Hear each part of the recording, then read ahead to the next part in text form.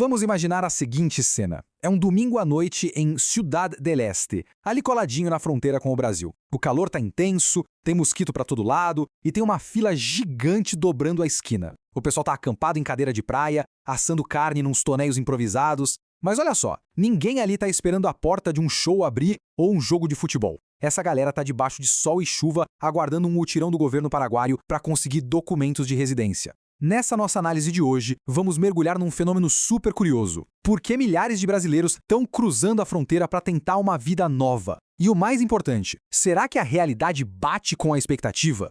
A motivação por trás dessa mudança é o que deixa a história toda realmente fascinante. Até uns anos atrás, a imigração paraguaia notava que uns 80% dos brasileiros chegando lá eram estudantes de medicina atrás de mensalidades mais em conta.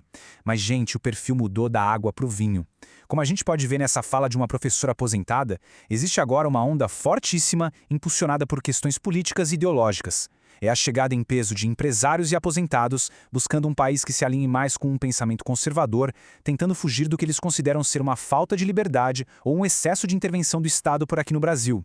E isso levanta uma questão que é o grande X da questão. Todo mundo fala das vantagens financeiras de ir para o lado de lá da ponte, mas qual é o preço real de morar num país com um sistema de impostos tão, mas tão diferente do nosso? Tem um lado que não aparece naqueles vídeos curtinhos e virais da internet.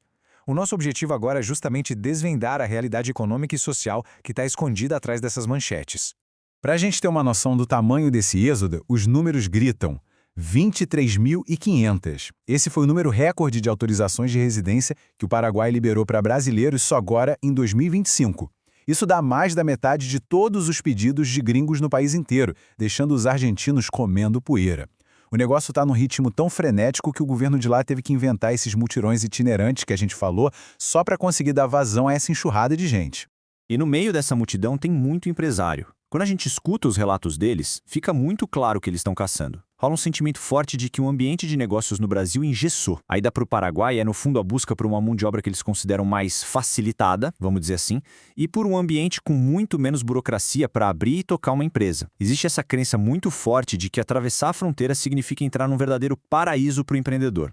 E como essa vantagem financeira funciona de verdade? Bom, o contraste é um absurdo. Enquanto o Brasil tem uma carga tributária que belisca ali os 32% do PIB, com aquela teia de aranha de impostos que a gente já conhece, o Paraguai tem a famosa regra do 10-10-10.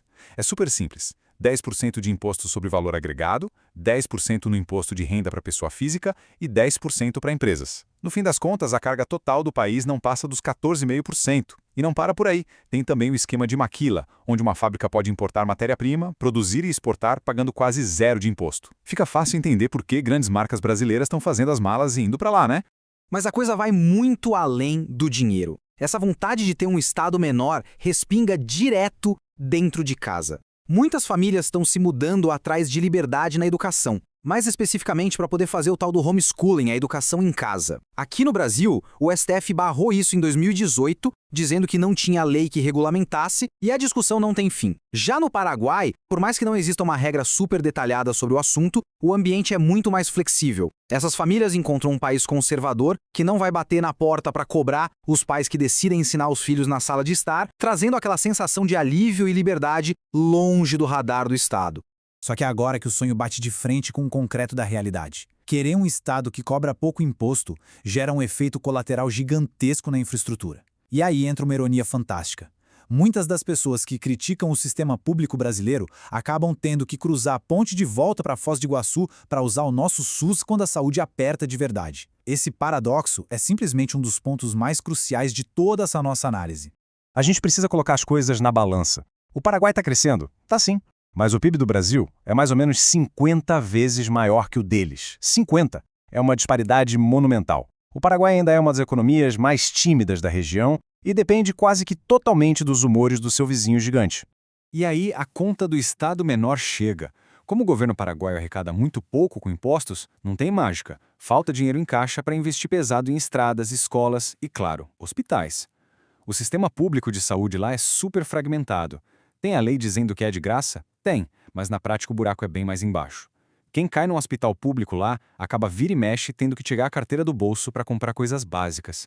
E quando eu digo básico, é ter que ir na farmácia comprar o remédio, o esparadrapo e até a seringa que o enfermeiro vai usar para te atender. É literalmente pagar do próprio bolso. E lembra daquela história de buscar uma mão de obra facilitada que a gente mencionou antes? Pois é, isso é uma tremenda de uma faca de dois gumes. Para o dono do negócio, maravilha, o custo despenca. Mas para quem está ali batendo ponto todo dia, o cenário é osso duro de roer. Os direitos trabalhistas lá passam muito longe do que a gente tem no Brasil. Esquece FGTS, isso não existe lá. Esquece seguro-desemprego se a empresa fechar ou tiver corte. E as férias? Bom, você começa tendo direito a míseros 12 dias úteis por ano.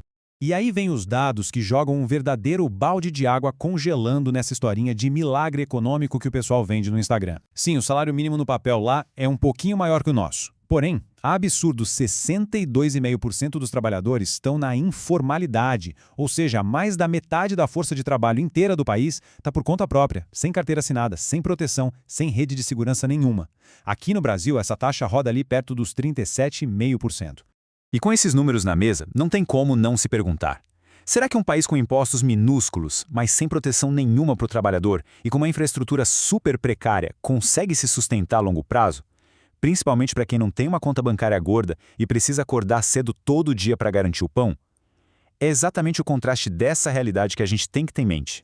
A pancada da realidade está sendo tão forte que uma galera já está fazendo o caminho inverso e voltando para o Brasil.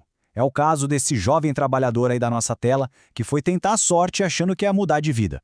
Aquela magia, aquele glamour todo que o algoritmo joga na nossa cara, evapora rápido quando a rotina começa. Para quem é mais jovem ou quem chegou sem aquele capital inicial para investir pesado, a promessa de ficar rico rápido esbarra no mercado de trabalho duríssimo e com pouca margem de manobra.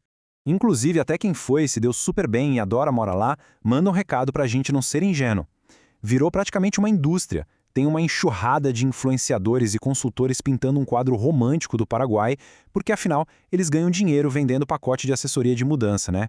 É um alerta necessário para a gente lembrar que o cenário é complexo, tem falhas estruturais severas e, com certeza absoluta, não é para qualquer um. E a prova de fogo de que a galera tá desconfiada tá nos dados de imigração. Daquelas mais de 23 mil autorizações desse ano, 81% foram pedidos de residência só temporária. Sabe quantos pediram para ficar de vez? 19%. Para dar um contexto, em 2020, quase 70% dos pedidos eram permanentes. O que isso quer dizer? Que apesar de estar todo mundo indo em peso, a esmagadora maioria tá só testando a água com a ponta do pé. Ninguém tá criando raiz ainda. E como a ponte está logo ali, fica muito fácil enfiar as coisas no porta-malas e voltar se a conta não fechar. O que nos traz para a grande reflexão que encerra a nossa análise hoje. A gente está vendo multidões correndo atrás de um sonho ideológico, a promessa de impostos baixíssimos e quase nenhuma regulação. Só que quando o cidadão esbarra na saúde sucateada, na obrigação de comprar a própria seringa e no mercado de trabalho quase todo informal, a vontade de fazer as malas e ficar para sempre some rapidinho. A pergunta que fica martelando é: será que a ausência total do Estado é mesmo tal do paraíso prometido, ou é só um modelo que é maravilhoso apenas para quem já atravessa a ponte com o bolso cheio de dinheiro? Fica aí a pulga atrás da orelha sobre o que de fato garante uma qualidade de vida de verdade. A gente se vê na nossa próxima explicação.